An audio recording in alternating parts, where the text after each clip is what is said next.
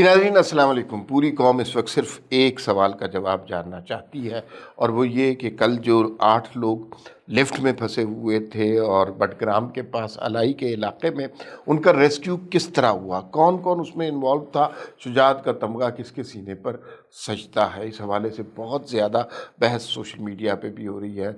इस we talk में हम आपको बताएंगे कि किस किस का इतने ग्रैंड रेस्क्यू ऑपरेशन में अमल दखल था, और किस किस ने उन बच्चों को ज़मीन तक आसमो हवा में लटके हुए बच्चे थे, बल्कि वो बच्चे क्या हवा में लटके हुए थे, पूरी कौम हवा में लटकी हुई थी, दुआएं मांग रहे थे। और उस सिचुएशन से कौम को भी रेस्क्यू किया, उन बच्चों को भी रेस्क्यू किया। उसमें असल कंट्रीब्यूशन किसका था? जी वसीम भाई साहब। जी अमार साहब, बिल्कुल आपने सही कहा। कल सुबह से ही ना पूरे पाकिस्तान के सहाफ़ी भी, दर्द दिल रखने वाले लोग भी, अपडेट्स पे नज़र रखने वाले अवाम भी, सब इस कर्ब में मुब्तला थे। ज़ाहिर है कोई भी ऐसी फैमिली हो, उसको पता हो कि 8 बच्चे फ़ज़ा में मुअल्लक़ हैं, उस्ताद हैं उनके, तो आपको ये होगी कि यार उनका पता नहीं क्या फ्यूचर होगा, उनके दिल पर क्या बीत रही होगी, कितने घंटों से हैं वो, 600 से लेके 900 फुट की बुलंदी पर हैं, तो उनके ऊपर क्या बीत रही होगी। तो ये बहुत एक अलार्मिंग सिचुएशन थी। हमने जब ये ख़बर ब्रेक की थी, कल सुबह 8-9 बजे के करीब आ गई थी, उसके बाद हमने ब्रेक की और उसको लाइव अपडेट देते रहे। तो मकामी तौर पर बहुत ज़्यादा अपील्स की गई सोशल मीडिया पर, मीडिया पर, कि फ़ौज को आना चाहिए, रेस्क्यू की ऑपरेशंस होना चाहिए, गवर्नमेंट को आना चाहिए।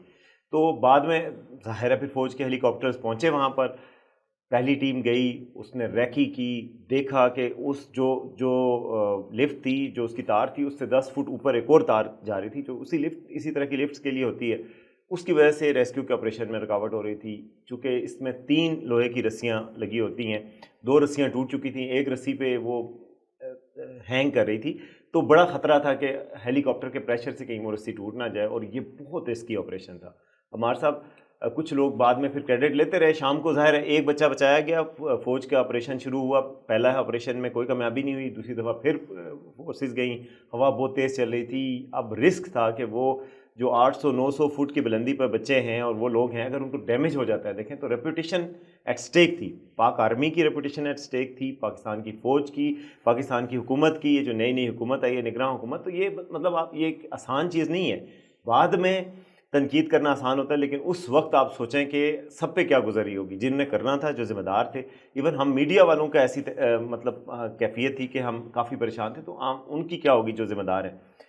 11 बजे तक कोई रेस्क्यू शुरू ही नहीं हुआ था पहले ही। तो अगर मकामी लोगों के पास वो एक्सपर्टीज़ होती और वो सिस्टम होता, जो कि बाद में कुछ लोगों ने कहा कि ये मकामी पहले ही एक्सपर्टीज़ मौजूद थी, वो कर लेते, तो मेरा ख्याल है ऑपरेशन उस वक्त शुरू हो जाता। तो उस वक्त नहीं हुआ, इमदाद की अपीलें की गई और फिर जाके आई, और इनके लिए भी बहुत ट्रिकी था, आर्मी के लिए भी, और उनकी रेपुटेशन स्टेक पे थी। फिर शाम के करीब इनके जेओसी जो मेजर जनरल होते हैं, वो खुद गए कमांडोज ग्रुप के, और उन्होंने कहा कि हमने ऑपरेशन को अब करना है, और इनकी रेपुटेशन का भी मसला था। फिर रात के करीब करीब जो बिल्कुल मगरिब होने लगी, तो एक बच्चे को बचाने में कामयाबी हासिल हुई, जो कि हेलीकॉप्टर के ज़रिए। उसके बाद चूँकि मुश्किल हो जाता है एविएशन का ऑपरेशन, तो फिर उन्होंने कहा कि हम मकामी तरीके से करेंगे। लेकिन प्रेस रिलीज़ लगातार आती रही कि ऑपरेशन रात को भी ISPR ने कहा कि आर्मी की तरफ से भी जारी रखा जाएगा। रात गए फिर ख़बरें आईं कि मकामी लोगों की तरफ से हेल्प की गई, और ज़ाहिर है, और कुछ लोगों ने कहा कि जो इस चीज़ के जो माहिरीन हैं उनको मंगवाया गया, और उन्होंने ये ऑपरेशन करके बाकी जो 7 बच्चे हैं उनको रेस्क्यू किया, और कौम की जान में जान आई।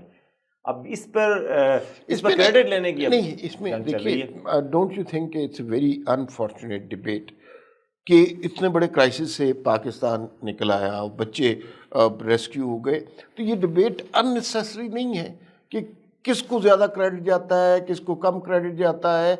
शुक्र अदा करना चाहिए कि वो एक बड़ी तकलीफदेह सिचुएशन से निकले हैं हम लोग। तो आप सोशल मीडिया यकीनन आप भी देख रहे होंगे, तो उस पर तो मुकाबले हो रहे हैं जैसे ये कोई फुटबॉल का मैच था। एग्जैक्टली सर, मुझे भी बहुत अफसोस हुआ। मैंने कल ट्वीट भी इसलिए किया कि सबको सजदा शुक्र बजा लाना चाहिए। ज़ाहिर है पाकिस्तानी कौम के 8 सपूत ऊपर थे, और ज़ाहिर है आपके लिए एक लाइफ एंड डेथ की सिचुएशन थी। शुक्र अल्हम्दुलिल्लाह पाकिस्तान की इज़्ज़त बच गई, पाकिस्तान के अवाम की इज़्ज़त बची है, पाकिस्तान के लोग बच गए, फ़ौज की इज़्ज़त बची है। तो आपको शुक्र करके आगे बढ़ना चाहिए, अल्लाह का शुक्र अदा करना चाहिए, बजाय इसके कि आप क्रेडिट की जंग हो।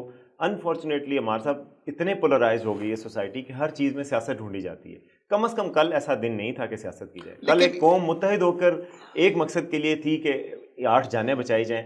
پوری دنیا کی نظریں تھیں. آپ کو پتہ ہے BBC, اسکائی نیوز, الجزیرہ, دنیا کا سارا میڈیا اس پہ نظر رکھے ہوئے تھا, کیونکہ ایک سچویشن ایسی پیدا ہو گئی تھی. اگر خدا نہ خواستہ ہم ناکام ہوتے تو یہ پاکستان کی بےزتی تھی.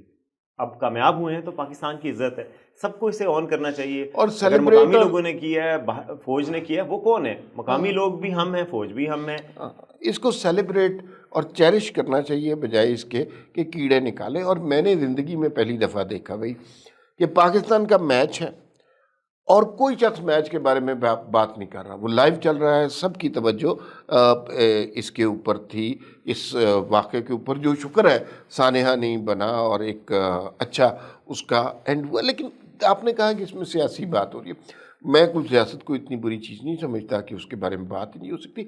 ایک سیاسی سوال اس حوالے سے بہت امپورٹنٹ ہے کہ ایک پارٹی کی 10 سال وہاں پر حکومت رہی ہے, یہ بچے تعلیم حاصل کرنے کے لیے اتنے تکلیف دہ راستے سے جاتے ہیں, تو یہ راستہ کیوں نہیں تعمیر ہوا, یا سڑک کیوں نہیں بنی, یا اگر لفٹ ہے تو بہتر لفٹ کیوں نہیں لگی.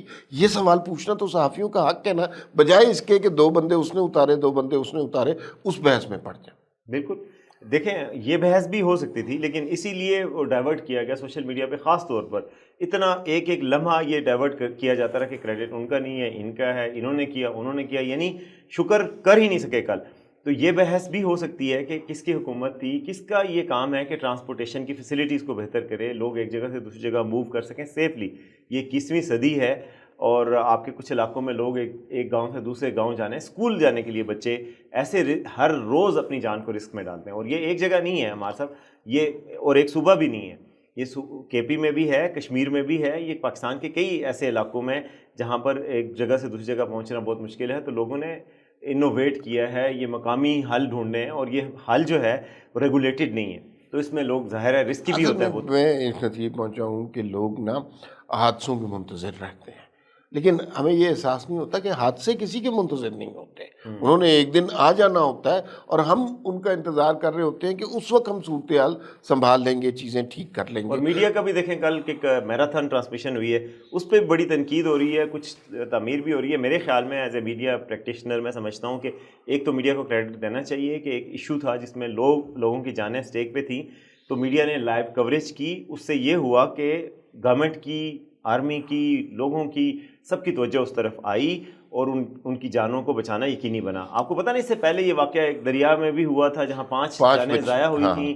KP میں گورنمنٹ تھی, پرویز خٹک صاحب کی PTI کی گورنمنٹ تھی, اور ان کو میڈیا ہائی لائٹ نہیں کر پایا, اور مقامی لوگ اور مدد نہیں پہنچی. 5 گھنٹے وہ لوگ پھنسے رہے دریا میں, اور اس کے بعد ان کی جانیں چلی گئیں, کسی نے مدد نہیں کی. اپنے اچھا یاد کرایا, یہ واقعہ وہ تھا کہ پرویز خٹک صاحب اس دن عمران خان صاحب کا جلسہ تھا KPK میں, تو ہیلی کاپٹر ان کی خدمت کے لیے مصروف تھا, اور جب ان کو پتہ چلا کہ یہ 5 جانیں بچ سکتی ہیں تو انہوں نے ان جانوں کو قربان کرنا گوارا سمجھا, لیکن عمران خان کے لیے ہیلی کاپٹر وہاں پر موجود تھا. اچھا, اب یہ صورتحال پاکستان کی اب چلتی رہے گی. میڈیا کے رول کے حوالے سے 2-3 باتیں جو مجھے ذاتی طور پہ بہت اچھی نہیں لگیں. ایک تو کچھ سوالات جرنلسٹ کے جب بچوں سے رابطہ ہوا, وہ لفٹ میں پھنسے ہیں, اس سوالات کی نوعیت جو ہے کوئی بہت دانشمندانہ نہیں تھی. پھر دوسرا یہ ہے کہ بریکنگ نیوز جس طرح جو کلچر ہے ہمارے یہاں, اور وہ ایک مارکیٹنگ اسٹریٹجی ہے, وہ ایک نیوز اسٹریٹجی نہیں ہے. بریکنگ نیوز ایک مارکیٹنگ اسٹریٹجی ہے, اور اس کے مطابق کسی نے کہا اچانک 2 بچے نکل آئے, کسی نے کہا 5 بچے ریسکیو ہو گئے, یہ وہ, تو اس میں مجھے یوں لگتا ہے کہ کچھ غیر ذمہ داری کا بھی. بالکل ٹھیک آپ کہہ رہے ہیں. 4 بچوں کی جب آ گئی تھی مغرب سے پہلے کہ ریسکیو ہو گئے ہیں, وہ بعد میں SPR نے بھی کلیریفائی کیا, اور باقی مقامی لوگوں نے بھی کہ یہ 4 بچے ابھی ریسکیو نہیں ہوئے تھے ظاہر ہے, اور 4 بچوں کی چلانا شروع کر دی. پھر سوالات پہ بھی ہوا کہ ایتھیکل ہے کہ آپ ایسی سچویشن میں اسٹرک لوگ ہیں ان کو انٹیروگیٹ کریں یا ایسے طریقے سے سوال کریں جس سے وہ انکمفرٹیبل ہو جائیں. تو وہ سوالات بھی ہوئے. لیکن ہمارے صاحب دوسری طرف ہم یہ بھی دیکھیں کہ اس میں کچھ چیلنجز بھی ہیں. ہمارے میڈیا کی ایسی ٹریننگ نہیں ہوئی. مالکان کا یہ فرض ہے کہ وہ ایسی ٹریننگ کریں کہ ایسی سینسٹیو سچویشن میں لائن آف کویسچننگ کیا ہوتی ہے, لوگوں سے کیسے آپ جذبات کو بھی مد نظر رکھیں, صورتحال کو بھی مد نظر رکھیں, اور ایسے انداز میں سوال کریں. ایسی میرا خیال ہے ہمارے جو نیوز اینکرز ہیں جو اس وقت خبریں پڑھ رہے ہوتے ہیں اور جن کو لائیو جانا ہوتا ہے, ان کی اتنی ٹریننگ بھی نہیں ہوتی.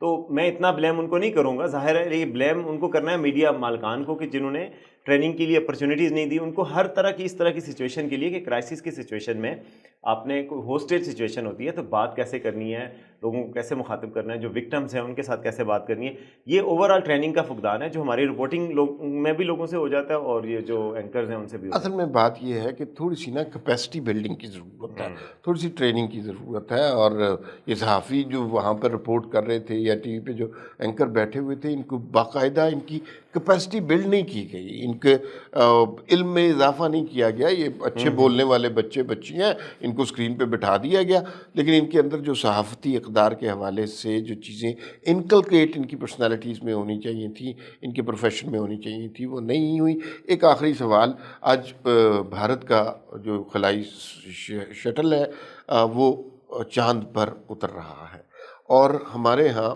ڈالر جو ہے وہ چاند پر جا رہا ہے.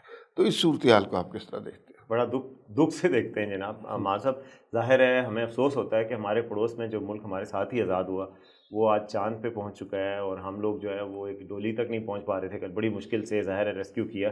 ہمیں سیلیبریٹ ضرور کرنا چاہیے کل جو ہم نے جانیں بچائی ہیں. الحمدللہ پاکستان کی جیت ہوئی ہے کہ ہم نے سکسیزفل ریسکیو آپریشن کیا, مگر ہمیں اپنی انٹرو ورڈز جو اپنی ان ورڈز دیکھنا ضرور چاہیے کہ ہمیں کہاں کہاں بہتری کی گنجائش ہے. ہمارے ایجوکیشن سسٹم کو بہتری کی گنجائش ہے. ہمارا ایک ادارہ تھا اسپارکو, کہتے ہیں کہ 60-70s میں اس نے بڑی ترقی کر لی تھی, لیکن اس کے بعد اس کا حال کوئی نہیں ہے کہ ابھی تک وہ موسمی سیارے شاید کچھ بھیجے ہیں, اس کے علاوہ کچھ نہیں ہوا کام. تو ہمیں بھی ترقی کی ضرورت ہے. ہمارے بچوں کو بھی MIT جا کے وہاں سے گریجویٹ ہونے کی ضرورت ہے, امریکہ کے اداروں سے. انڈیا کا جو انسٹیٹیوٹ آف IT ہے آپ دیکھیں وہاں پہ 99% میرٹ پہ ہوتے ہیں بچے, یعنی 99% سکور لینے والوں کو بھی داخلہ نہیں ملتا. اتنا سخت ہے وہاں پہ کمپٹیشن. دنیا کی ٹیکنالوجی کی بڑی کمپنیز کے ہیڈز اور CEOs جو ہیں وہ انڈین ہیں, تو بہت ترقی کی ہے. ہمیں بھی اپنے ہیومن کیپٹل پہ انویسٹ کرنے کی ضرورت ہے. میں سمجھتا ہوں آج پرائم منسٹر کی میں اسپیچ سن رہا تھا, اس میں انہوں نے یہ کہا کہ ہیومن کیپٹل پہ انویسٹ کرنے کی ضرورت ہے, ہمیں بہت ضرورت ہے. اور انہوں نے یہ بات بھی کی جو میرے دل کو لگی, انہوں نے کہا کہ ہم نے جو بھی سرمایہ کاری بھی کی ہے تو وہ ہمیشہ پراپرٹی پہ کی ہے, کہ یار ہم نے سوسائٹیاں بنا دی, جس کے پاس پیسہ ہے اس نے سوسائٹیاں بنائی. یہ نہیں کہا کہ فیکٹریاں بنائے, کوئی ایسی چیز بنائے جس سے پاکستان کو فائدہ ہو, جس سے ایکسپورٹس بڑھیں, تو وہ نہیں ہوا. اسی وجہ سے یہ ہوا کہ ڈالر جو ہے اب ہمارے لیے اتنی سخت مسئلہ بنا ہوا ہے کہ ہماری ایکسپورٹس نہیں ہیں, امپورٹس بہت زیادہ ہے. ڈالر کا ریٹ آسمان کو پہنچا ہوا ہے. یہ گزشتہ دنوں میں مسلسل اضافہ ہو رہا ہے. اس کی وجہ یہ ہے کہ ہمارے صاحب IMF کے ساتھ معاہدہ ہوا, تو اس سے پہلے جو ڈار صاحب کی گورنمنٹ تھی اس نے ڈالرز کو اس نے امپورٹس پہ پابندیاں لگا رکھی تھی, بتائے بغیر بھی کہ LC نہیں کھول رہے اور رکاوٹیں ڈالی ہوئی تھی, جس کی وجہ سے ڈالر کی قیمت کسی حد تک سٹیبل تھی. وہ کہ ان کے دور میں بھی بہت اوپر گئی لیکن سٹیبل تھی. اب اس گورنمنٹ نے IMF کے معاہدے کے تحت امپورٹس کھول دیے ہیں اور جو رکی امپورٹس تھی وہ بھی بحال ہوئی ہیں. جو کمپنیوں کا پروفٹ تھا پاکستان میں باہر کی ملٹی نیشنل, انہوں نے اپنا واپس بھیجا ہے ڈالرز میں, تو پاکستان میں ڈالرز کی پھر قلت ہو گئی ہے. اس ڈالر کی قلت کی وجہ سے ریٹ بڑھ گیا ہے. اب لیکن میں ایک دیکھیں پاکستانی عوام کے نقطۂ نظر سے دیکھیں, ہمیں نا کوئی ایک خوشخبری ملتی ہے تو وہ کبھی بھی زیادہ دیر قائم نہیں رہتی. کل ہم نے دیکھا کہ بٹگرام کے حوالے سے الٹیمیٹلی ہمیں خوشخبری نصیب ہوئی کہ وہ ریسکیو آپریشن کامیاب رہا, اللہ کا بہت زیادہ شکر ہے. لیکن ساتھ ہی وہ لوگ جو مہنگائی سے پہلے ہی بلبلا رہے ہیں, ان کے لیے بری خبر یہ ہوئی کہ آج ڈالر کی قیمت 300 سے زیادہ تجاوز کر گئی, جو کہ ظاہر ہے اب لوگوں کو پتہ ہے, اب عام آدمی کو بھی سمجھ آ گیا ہے کہ جب ڈالر کی قیمت بڑھے گی تو اس کا امپیکٹ ان کی زندگی پر کس طرح ہوگا. تو خیر یہی ہماری زندگی ہے, اس پہ مزید بات بھی ہو سکتی ہے, لیکن فی الوقت اجازت دیجیے, وی ٹاک میں پھر کسی اور موضوع کے ساتھ آپ کے ساتھ آئیں گے. اللہ حافظ.